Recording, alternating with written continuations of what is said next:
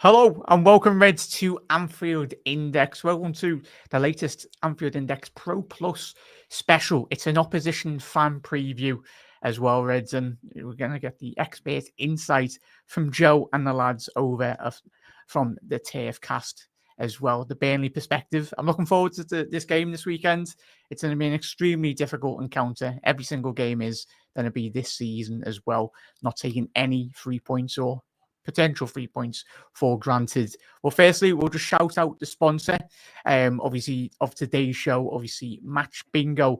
But we'll just go through this little promo and we'll be back in a little short second. This episode is brought to you by our partners at Match Bingo. Match Bingo takes the excitement of live football and turns it into a bingo game. So imagine you're watching the Reds scoring goals, and instead of just cheering along, you'll be able to take it off the bingo card as well.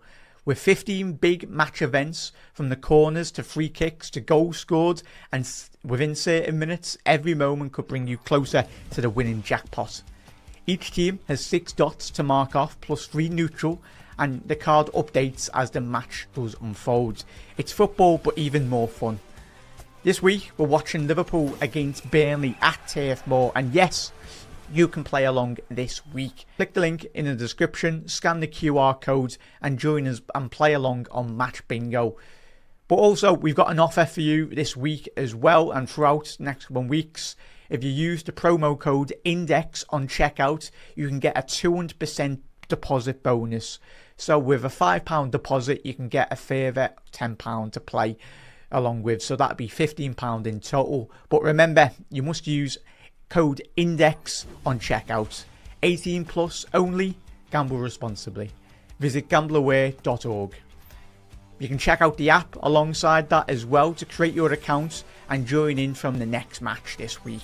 So enjoy the game, good luck with your bingo cards, and yeah, let's hope the Reds can get all 3 points.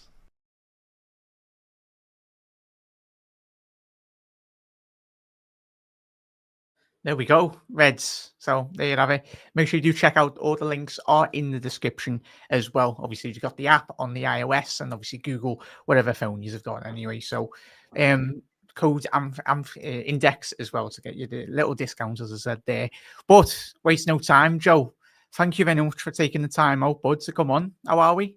Yeah, good. Thank you, mate. How are you? Not too bad, mate. I'm looking forward to this game. And let's waste no time anyway. You're made up to be back in the Premier League. Yeah, it's one of them wheels. We've been there enough times now. There's no like I remember when we first got promoted in 2009, and I'm showing my age a bit here, but I was 21 then, and I started supporting Burnley when they're in the 4th division, which for your international viewers is what is now League 2. And I never thought at any point I'd even see us in the Premier League. Never mind stay in the Premier League for 8 seasons, whatever it was, and even play in the Europa League qualifiers, admittedly. But we finished 7th in the Premier League, so we were there on merit. Yeah. So then it was amazing. Oh my God, I get to go to Anfield, I get to go to Old Trafford, I get to go to all these big stadiums. That's what it felt like back then. Whereas now it's a case of here we are again. The last time, there's a lot of PTSD as well from last time because. We did well in the Premier League under Sean Dyche. Like we managed to stay there quite a lot. Obviously, ultimately, we slowly slipped out of the league and obviously got relegated. But then when we got promoted the last time under Vincent Kompany, we were god-awful in the Premier League. It was bizarre because we went from my favourite ever season following Burnley. In that year, we won the Championship under Kompany. Yeah, because we were the best team in the league by miles. We won it at a canter. We won the league at Ewood Park, for God's sake. You know what I mean? It's like you winning it at Goodison. It's special. It was special. Like, I've got picture frames around my house of the moment that it happened. I tell my son about it. I've got friends who are Blackburn fans, and I constantly mention it to them. They're like, "You didn't win the league. You won the Championship." It's the league that we were in. We won the league, have it? But then it were awful the year after. We got spanked 5-6-0 all the time. And it got to the point where I wasn't enjoying going to matches. And I've got a little boy who's 7.5 now. And he got his first ever season ticket last year. So a good time to get your first ever season ticket. But the season before, when I started taking him on sort of like sparingly, like a game here and there, took him on a few away games, took him on a few home games. And I remember towards the end of the season, I said to him, do you want to come on turf? We're playing Southampton or whatever it was this week. And he went, no. I went, no, why not? He went, I'm just going to get beat. This is what it is as unless you're like a Liverpool fan or a United fan back in the day or a City fan. This is what being a football fan is about. It's character building. So I dragged him on, and he weren't very happy. But obviously he had a good season last season. But like I said, long-winded answer. But there's been a lot of PTSD surrounding that last season. So I think we'll be more competitive this season. Yeah. Whether we've got enough to stay up, I guess that's a different debate. But for us, the journey is better than the destination. Put it that way. Yeah, obviously, I think for every promoted side, I think the blueprint's there, mate. And I think when you look at Brighton, Brentford, their stability, and obviously you mentioned, Burnley under Sean Dyche were a consistent side in the Premier League. Did get European competition that one season as well. So like it's up there for grabs, mate. And but firstly, in terms of as we get into the tactics a bit later, anyway, mate. But in terms of for anyone new, anyone that hasn't watched Burnley, what's the style of approach that Scott Parker is very much instilled? Is it completely different compared to Dyche football? Obviously, is it a lot more expansive potentially coming this weekend, or how's it feel? No, it's probably similar to the Dyche style in the sense that we're not going to open up really. He's even sort of like toyed with 5 at the back. I want to say it depends how you look at it. It's like some people call it 3 at the back. I call it 5 at the back because it's 3 centre backs and 2 wing backs. So the wing backs are defensive wing backs in my opinion. So that's how I say it. I see it as 5 at the back. It's obviously last season. If you want to sort of like have a look at some stats that might give you a suggestion of how we play. We were the best defence that the Championship has ever seen. And that's not an opinion, that's a fact. We only conceded 16 goals. 16 goals all season, which is absolutely insane. And that's why we got 100 points. That Leeds were the exact opposite. They weren't as good at the back as us. They weren't bad. They had some good defenders. Yeah. But their thing was going forward, scoring goals, whereas ours was keeping clean sheets and winning games 1-2-0. Obviously, there were games in there where we won 5-0, like QPR, the last away game of the season. There were other ones as well. We did open up in some games, but in the Prem, I think it's going to be very different. So yeah, it'll be. It's not 2 banks of 4 and backs against the wall like Dyche used to be. It's not as extreme as that, but it's more a case of like we got United in our last away, the last game before the international. I've seen the highlights and that. I was fuming myself. Disgrace, mate, disgrace. But we got it then with counter-attacks. And that's probably what we're going to try and do because we do have a striker called Lyle Foster who's quite fast. We haven't got a couple of wingers or wide forwards, whatever you want to call them. As well. Yeah, Jadon Ante is quite fast. So that's what we're trying to do. We're trying to get it because obviously every team in the Premier League, especially your big 6 teams and your big 8 these days, they're going to play high lines and we're just going to try and exploit that. So again, obviously you'll come to the turf, you'll step onto us because the onus is on you to beat us, even though, we're the team at home. It just is what it is in the Prem now. And we'll hopefully try and sort of like get round the back and counter-attack you. But obviously it's easier said than done when you've got defenders as good as you boys have.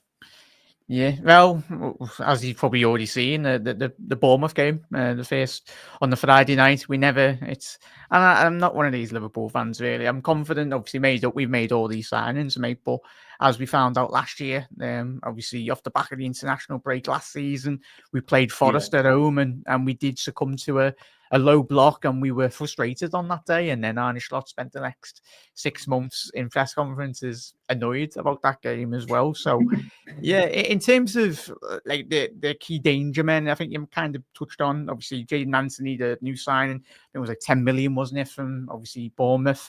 I think he's already showcased this season with 2 goals, 1 assist, I think, in the Premier League.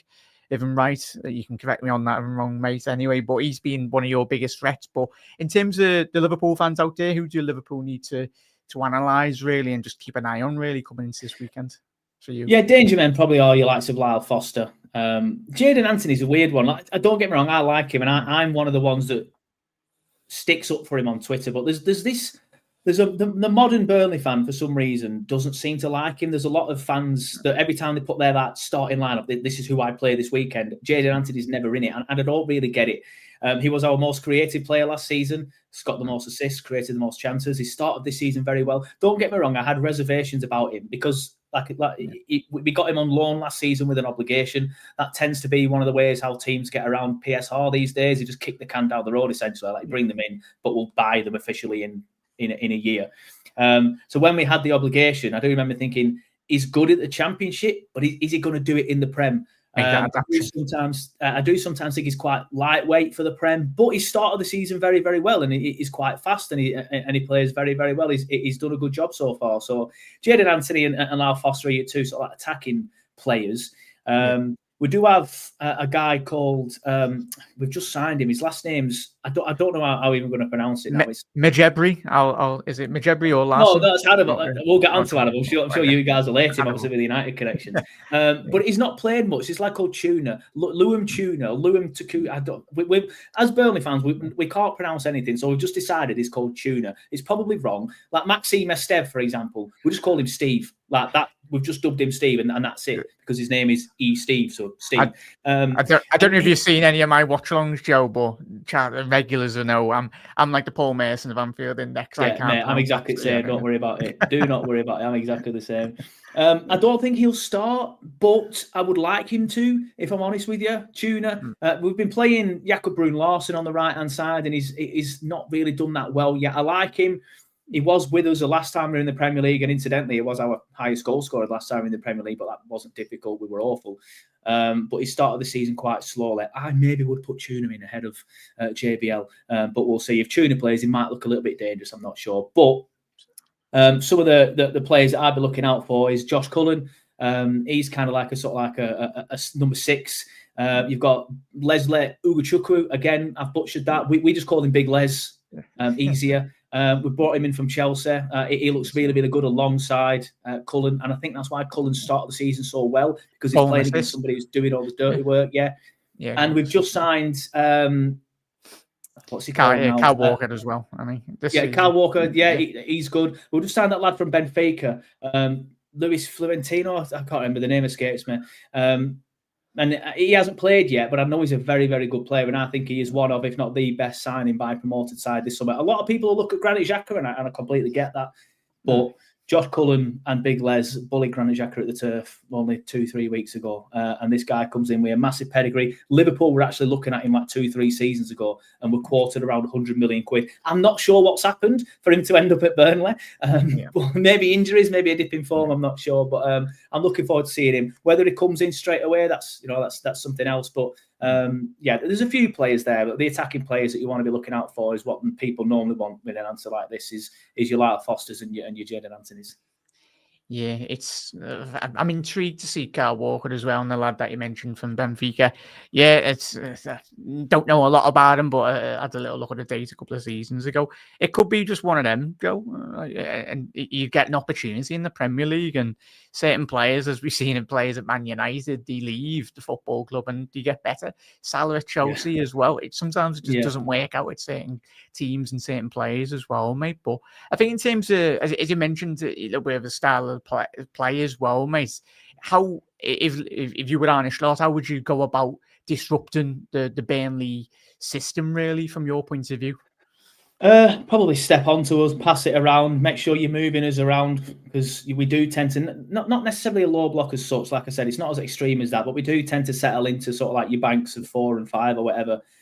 Just move the ball quickly. I think the best way, and this isn't a slight on Burnley, I'm not saying we've struggled when teams move the ball quickly, but I just feel like the best way to play against a low block is move the ball quickly, get in between the lines if you can. Obviously, there's not always a lot of space in between the lines. That's the point of it. But then try and play on the last shoulder of the defender as well. If the line is quite high, again, that can be difficult because low blocks do tend to be quite low, hence the name. But just switching the ball around, moving the ball quickly, I think that's the best way to get at this sort of style, if I'm honest. Yeah, 100%, mate. It's obviously you alluded to obviously the game at Old Trafford. Every Liverpool fan, it was one of them. I was surprised the referee didn't blow the whistle and then recommence the game 5 minutes later, like he did a couple of seasons ago.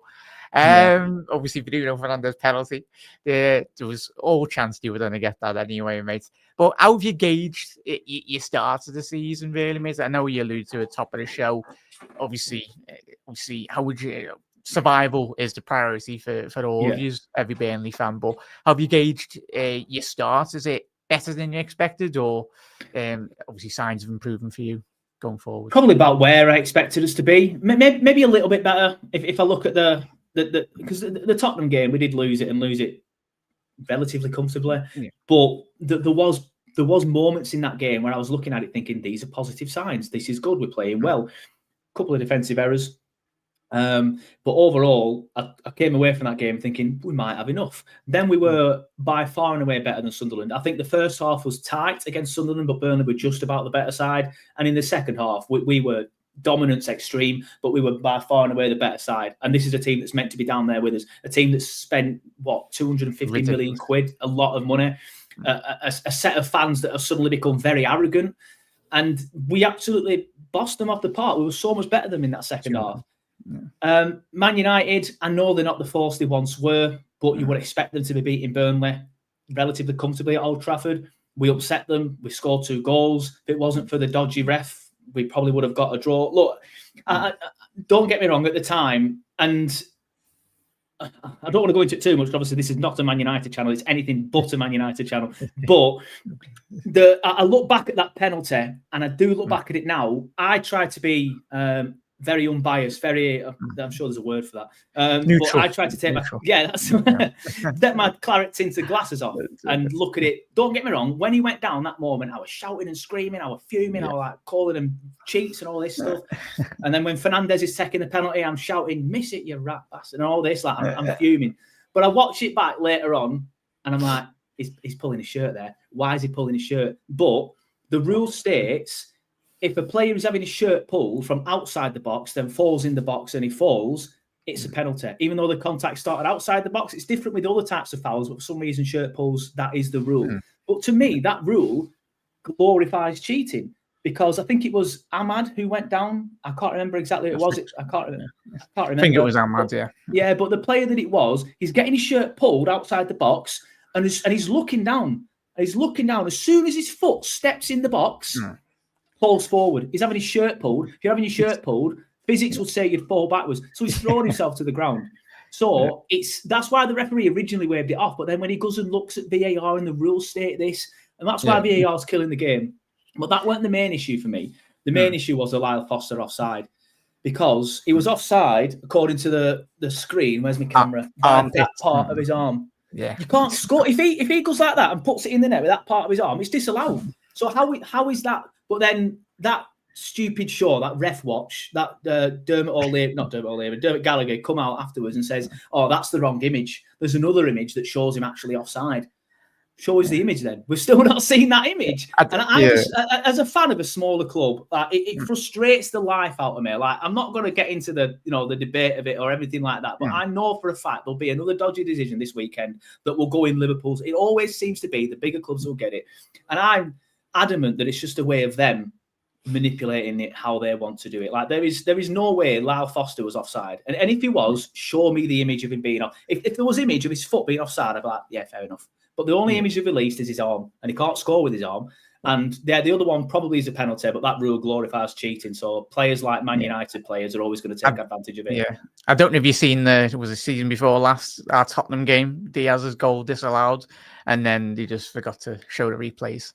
But it's mad. Show us the replays then. Show it is. It's ridiculous. Joe, welcome and Burnley fans to the Premier League. I hate it. Yeah, it's get used to it, mate. Anyway, for all of us, anyway. But it's one of them, mate. But in terms of, you alluded to obviously the United game. In terms of, can you take anything away from them? Obviously, coming to big ground. Obviously, you will be coming to Anfield in a couple of months' time as well.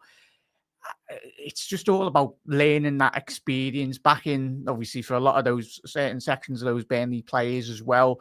Just about being in that environment. Disappointing to say the least anyway, but there's a lot to learn from me as a neutral watching that game. Yes, you didn't pick up all 3 points, but what you can do is come away from that game with the experience, with the disappointments, most importantly, and especially use that disappointment coming into this weekend's game and use that potentially for your betterment of the squad as well.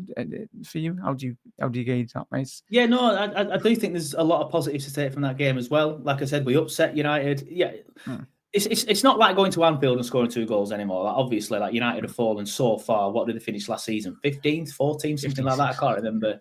Yeah, all right, fair enough. They focused on the Europa League in the end, which was hilarious because they lost it. But they focused on that for the last few months of the season. But still, them finishing 15th is just scandalous.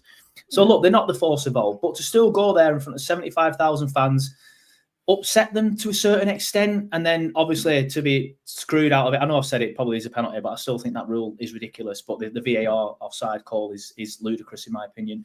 There's a lot of positives to take from it. We scored 2, we got in behind them. The system looked like it worked, other than the fact that we did concede 3 goals. But going forward, the system looked like it worked. So yeah, hopefully we can, do that to a few bigger teams this season. Obviously, I'm sure you'll disagree, but starting on Sunday against you lot. No, I'll disagree, mate. But football's football, mate. You've watched thousands of games that we all have, and when watching or listening, sometimes football is a very funny old game. But we can do our job. But if your lads do your job, maybe something can very much happen. That's the beauty. Yeah, well, I was there in 2016 when we beat you 2-0. Yeah. Andre Gray and Sam Vokes. I remember I went into that game thinking anything less than 5 and I'll be happy. And then I think it was 2-0 at half time, if I remember rightly, because both goals were in the opposite end to where I sit. Yeah, both goals were in the opposite end to it. Yeah, the home and they both went in that net, and we normally shoot that way second half. But yeah, and obviously the Anfield one where we won 1-0. Obviously, I wasn't at that one because it was COVID. But obviously, penalty. Ashley Barnes smashed it into the back of the net. So look, stranger things have happened. But even now, Liverpool are much better than what they were back then. So I think Liverpool, we've never really done well against City that much. We've had a couple of decent results against them, but I think we lost 5-0 against City 6 times in a row, something ridiculous like that. So when someone's as good as that, we do tend to struggle. But yeah, we'll see. Yeah. Start quickly straight away, mate. Finally concluding in a little second as well. Your starting 11. How do you anticipate it start on the weekend, mate? Ben, obviously injuries as well. Yeah, for me, I'd have Dubravka in net. Obviously, he's done well since he's coming from Newcastle. Last time we had in the Prem, we had Trafford. He wasn't ready. Yeah. He wasn't ready for the Prem.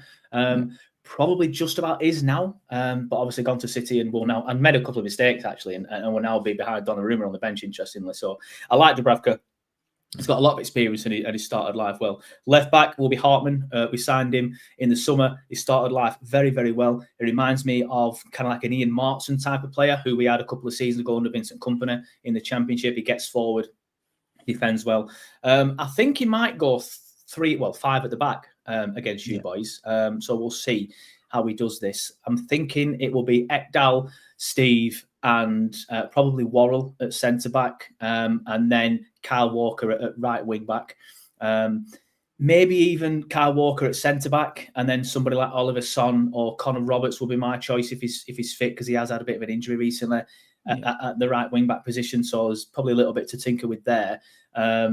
Midfield, I would have Big Les and Cullen, and then I would have Lyle Foster up front. Hannibal Medri's got to be in there as well. I think he's going to... Hannibal's one of them. He'll get under your skin, especially... He's an ex-United player as well, so he'll get under your skin just by existing. But even if he wasn't, he's one of them... Well, don't get me wrong.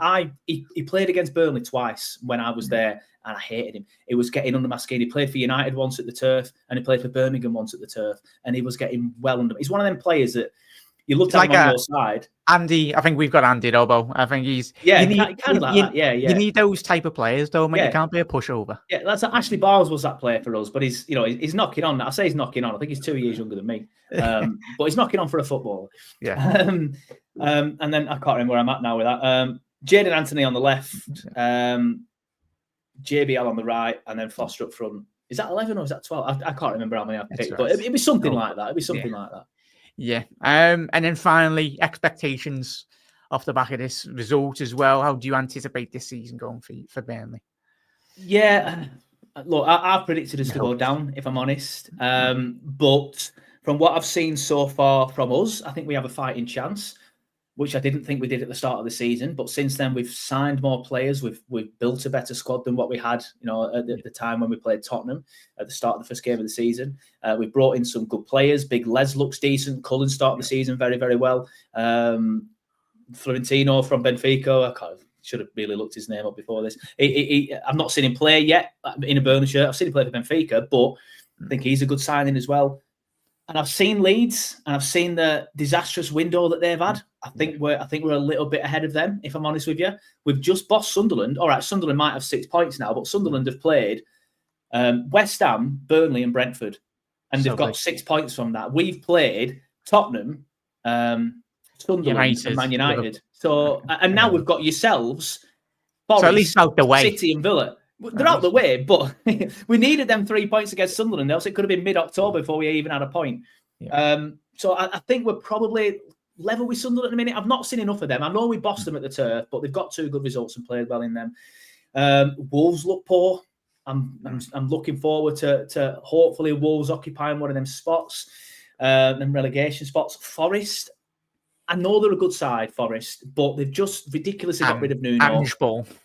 Yeah, Ange is a good. I don't mind Ange, but is he one of them players that managers? Sorry, that you want when you're in a relegation battle? Probably not. And they've got to play Thursday, Sunday. They're going to struggle with that. We struggle with that massively. And we only played 6 games in the Europa League, and they're going to be playing it up until December. So they look poor. Brentford, I'm not a fan of Keith Andrews. I know they got a good win against Villa, but I think they could be down there. So I think we've got a fighting chance, and I think 17 is possible, but. We need to be beating the teams around us. So our season won't be defined on Sunday. If we get a win or a point, happy days, massive bonus. But our season will not be defined on Sunday. But I think we've got a fighting chance now. I definitely do. Yeah, it's all learning curve, mate, as you know, and like the players, the experience. If you can pick up points, hopefully not. But if that's the case, you can use that as a springboard, similar to what Forest did last season. Obviously, beating Liverpool at Anfield, and then they went on and done what they done anyway. So, just quickly shout out where everyone can find you, please, Joe. You and the lads and everyone on Turfcast. Yeah, so we're a YouTube sort of like first channel, but obviously we put everything up as a podcast as well. So just search Turfcast on YouTube. We are on there. We're on obviously the podcast platforms as well. We're quite big on Facebook now, just about to get 58,000, I think it is, on Facebook. So that tends to be sort of like the main social media that we use. X, we still use X, but we just tend to push links out and stuff on there. And, you know, I do use X quite a lot, if I'm honest, but I don't particularly like it that much these days. I do prefer Facebook, mainly because the monetization on Facebook is better. And we are on TikTok and Instagram as well, but just search Turfcast in Google or any of your social medias, and we're pretty much on all of them.